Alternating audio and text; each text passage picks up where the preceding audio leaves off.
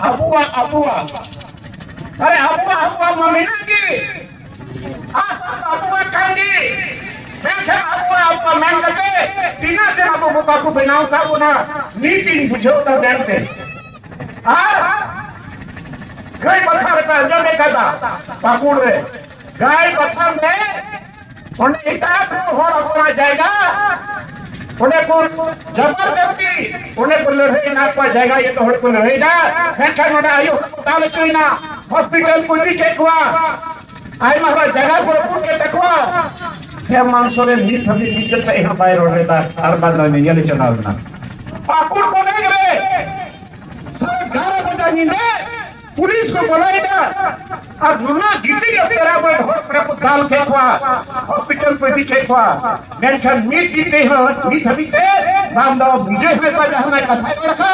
और बांधव मुख्यमंत्री हेमंत सोरेन जहाँ रखा और दाम जहाँ करवाइए इन चला ना हॉस्टल पे मैंने कहा को दादा जी हो तो इस बात है क्या तलेया नींदर पे गिरा पुलिस मोटा मोटा कथा रे बलिया पुलिस के मारा अले रगार कोड का खिलाफ इधरी ते पूरा 150 पुलिस को बुलाया हॉस्टल रे पूरी को पूरी के में पड़ा के गिनती एक थे और जे मरियो सुप्रीम का ग्रेट लेवल का सुधार फुका हुआ मैं कहा होने वहां बोले वोट के सर भाई चलाना और बाद जाना रोड पे बाद जाना कार्रवाई की अभी इससे पूछते हैं इससे स्पष्ट है कि हम लोग रोड का अबुआ हुआ थोड़ा दूर तो हम लोग सम्मिलित बनो अरे तीन नवा कोटेस मिलते तीन आला पे होती सा तीन तो मुकाती करा तीन उन्हों दिन नोडे राज थोड़ी भीतर सवारे आते थे जीतो के बिना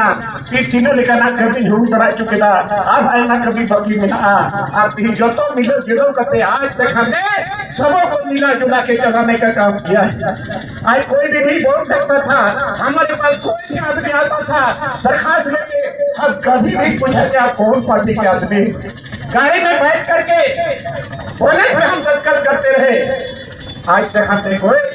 एक दूसरे को किसी को नहीं महसूस होने दिया कि गोविंद हमराम एक विधायक है हम आपका चौकीदार है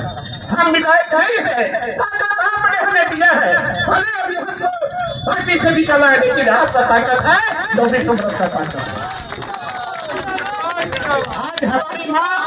हमारी माँ 9 महीना कोर्ट में रखी हमारे पिताजी और हमारी माँ कभी सपना में भी नहीं देखा कि हमारे बेटा के कलम में ये ताकत मिलेगा ये ताकत आपका दिया हुआ ताकत है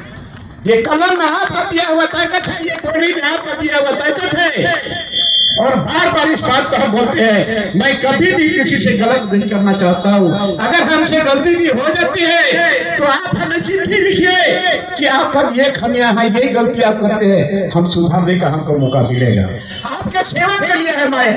आप तो बहुत जिंदगी पार हो गया थोड़ा समय बचा हुआ है आपके बीच में अभी है हम सारे लोग मिल करके